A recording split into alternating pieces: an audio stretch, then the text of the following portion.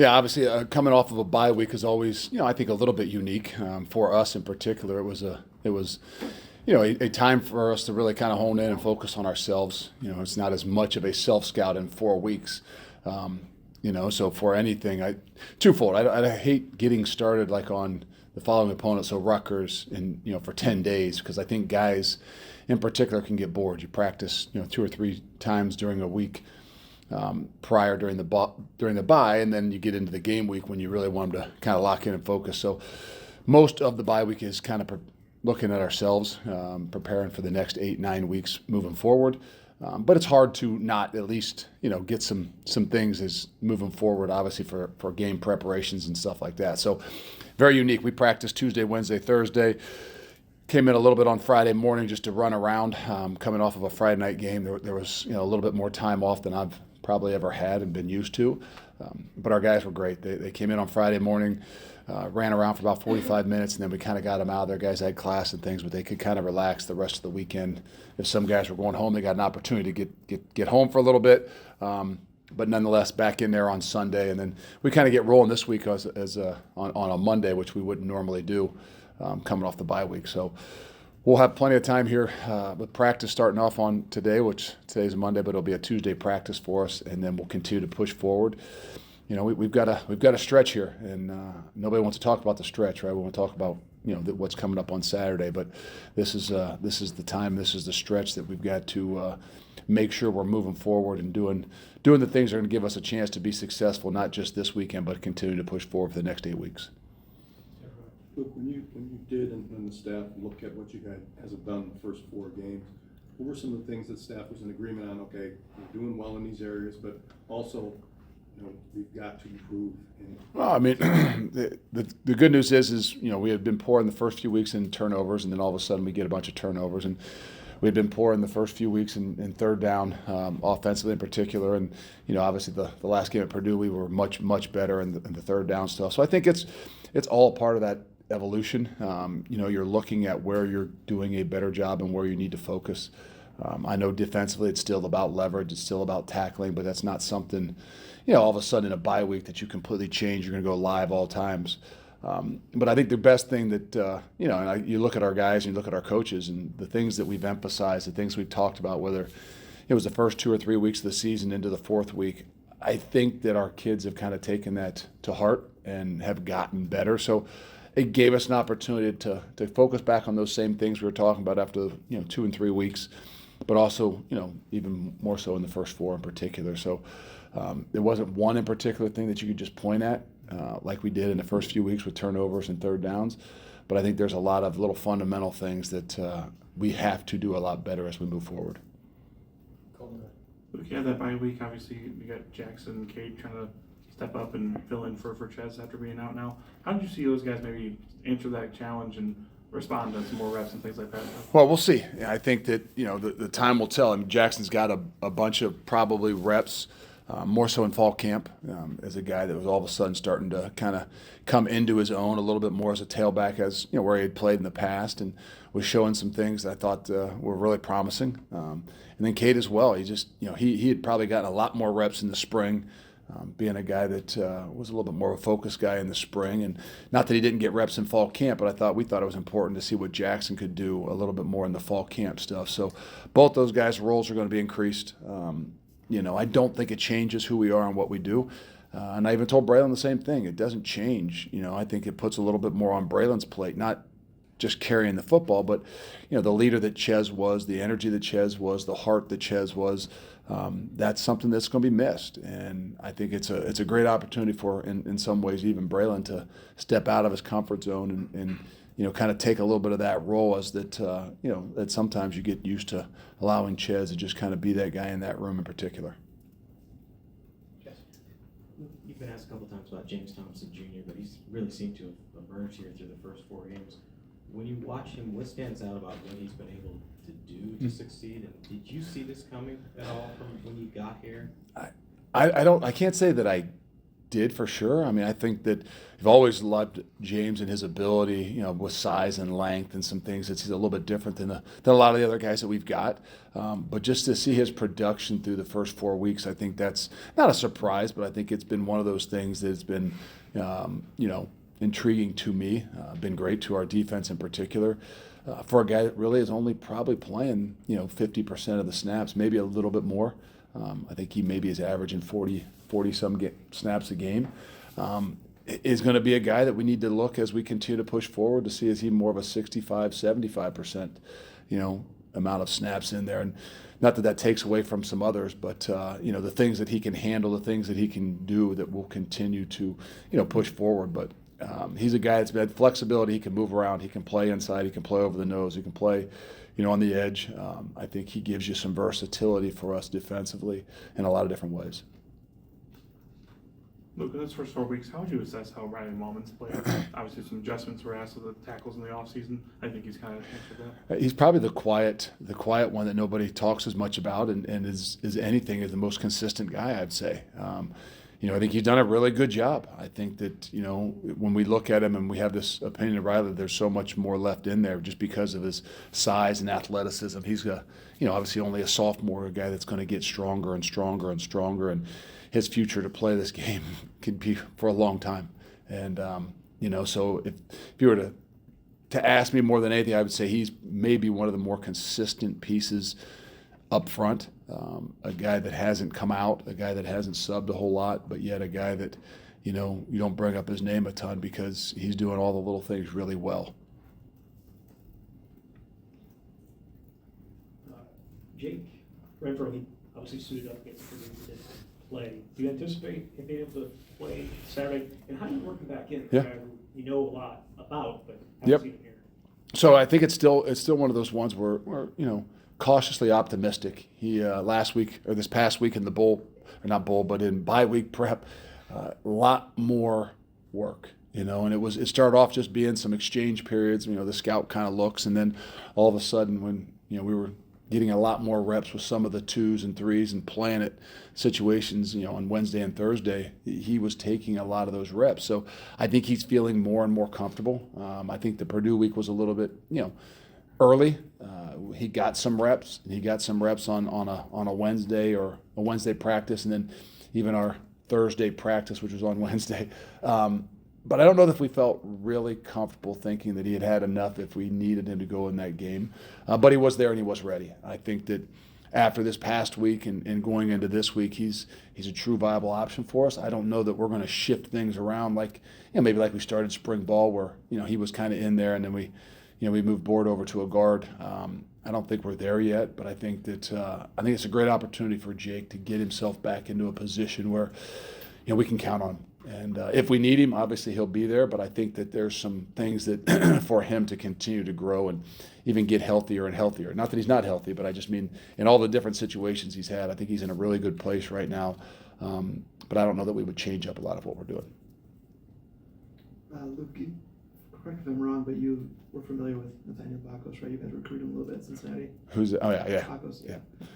Still, when you're out looking for a kicker in the off season, and you have a guy in the MAC that maybe hasn't played in front of 70,000 plus people, how much does that factor into the equation at all? And how do you don't know, right? No, you really don't. I mean, for us in particular, if we're going to take a guy, there's some stipulations, there's a matrix that you would love to make sure fall into place, and that doesn't mean you know him exactly and how he has handled things when he was at Ohio and all those things this past year.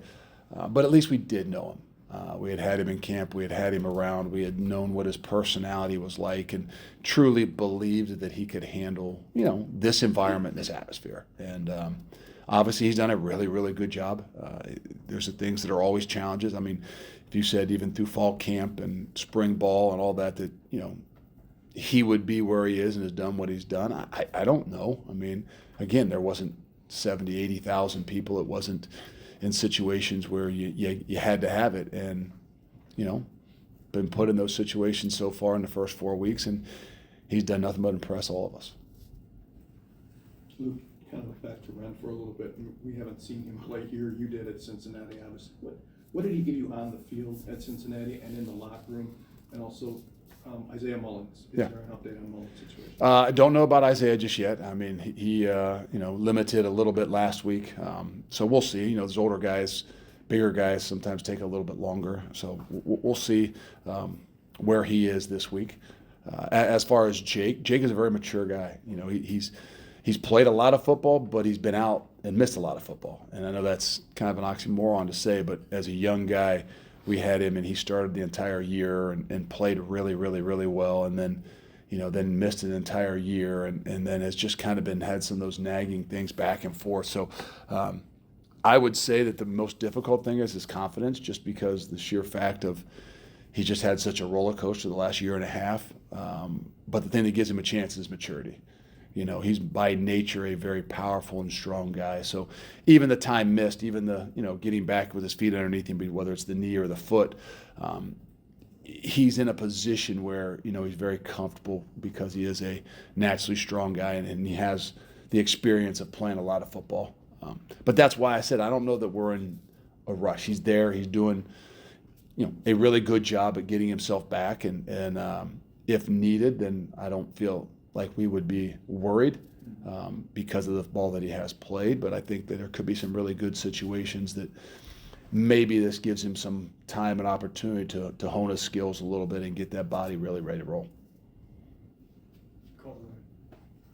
But when you're facing a Rutgers team that's blitzing as much as they are, like, do you have to devote extra time to it in practice, or you kind of just trust the things you've already installed can kind of work through? Well, I think that you got to be aware, and I think that more than anything that, the way you play the game is, being smart. I mean, if they're a team that's a high percentage of pressure team, you're trying to find those indicators to give you the best indication of what's coming, because, we're all better when we have an idea of what it is that's coming. But, they'll adjust, they'll adapt. They'll give you some things a little bit different. But I think that, there's a high risk and high reward in a lot of those things defensively when you're pressuring. And, if they're going to do that, we got to capitalize on the opportunities that we have. But we also got to be smart and sound in what we're doing as well. Jesse, go ahead. To follow up about Jackson and Cade, just when Ches was in, he was averaging about 13 carries per game through 4 games. Do you feel like you need that many touches out of whatever combination is the backup? And how do you manage Braylon's workload, knowing his injury history and just not wanting him to wear down throughout the course of the season? No, I don't think that it will change a ton. I think that maybe the biggest thing is just knowing exactly what it is we want to do with who's in the game.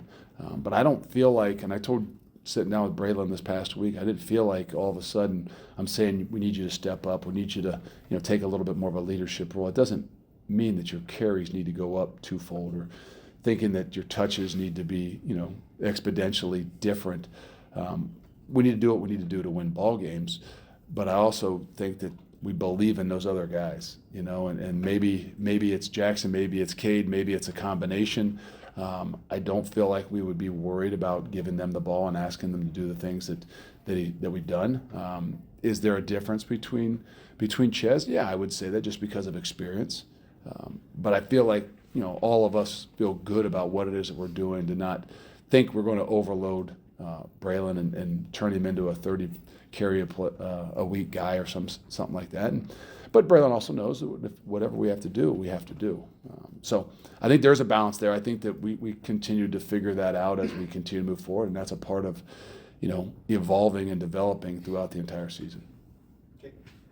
So Luke, I know you and Greg have that, Greg Shannon have that Ohio State connection. Just how is your relationship with Greg, and how have you gotten to know each other? It's a 1 year. I mean, we were only together for 1 year, but nonetheless, I obviously got to spend a lot of time with him and got to know him well.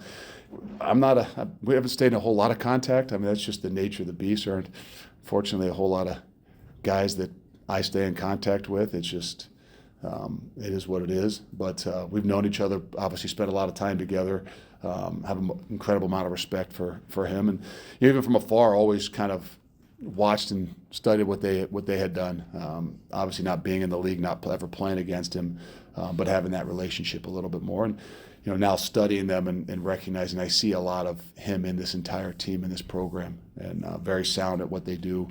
They're going to take advantage of every opportunity they get, and they're going to know who they are. Luke, you obviously gave up a lot of yards on the ground against Purdue.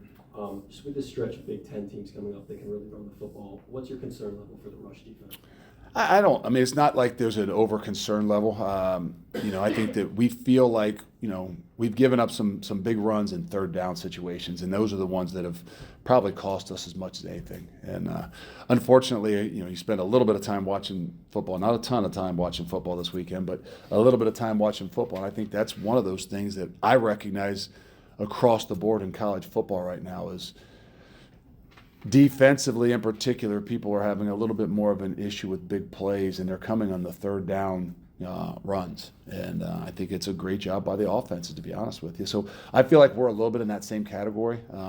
You can get too tied into just how many rushing yards. I think that obviously against Purdue, the quarterback scrambling and running cost us a lot, and there was a lot of yards there. And then a couple of the big runs on some on the third down stuff that just really puts you in a bad situation. So not alarming, but we all know that even during the bye week, you're finding things that you need to shore up, and definitely run defense is one of those ones.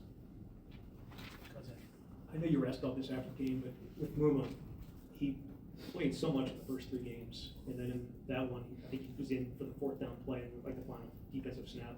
Was that a matter of just playing, how well he was playing, how well the other guys were playing? Was it injury? What? No, it's just sometimes in some of those situations, in particular, Purdue spread us out a lot, and we felt like it was a situation where Jake Chaney was in a little bit better role in some of the spread stuff that we were getting, as much as they were trying to extend us outside the box, and it became a really difficult in that game in particular to roll just on how much they were not giving you opportunities to sub and do some things, and just the way that the game was going with them playing. But again, I think that we feel like we've got 3 starting linebackers inside, and some way somehow we can roll those guys and do a better job at making sure they're all involved in what it is that we're doing. Quick question for you on Rutgers. They're 4-1 at this point. From the film that you've watched, what areas do you think they can present some challenges? Well, I think they do a great job at managing the game. I think special teams wise, you can tell they're very honed into what it is that they do. They're going to challenge you and pressure you in every situation, whether it's coming after punts, whether it's a possibility of fakes. They're going to have everything possible on the board, which makes you have to really execute at what you're doing. I think they do a great job of controlling the football. Call it rushing the ball, but I think they're very smart in what it is that they're doing and how in which they do it. They're gonna feature the guys that are their best players. I mean, they're gonna get the ball to the tailback. They're gonna put the ball in the quarterback's hands and give them some RPO options and ability to run the football. And then they're gonna rely a lot more on their defense in a lot of situations. And I think that just from the big picture of things, that if you ask me what Coach Schiano does a great job of, it's being who they are, knowing what they need to do to be successful week in and week out. And I'd say that's who Rutgers is in a nutshell.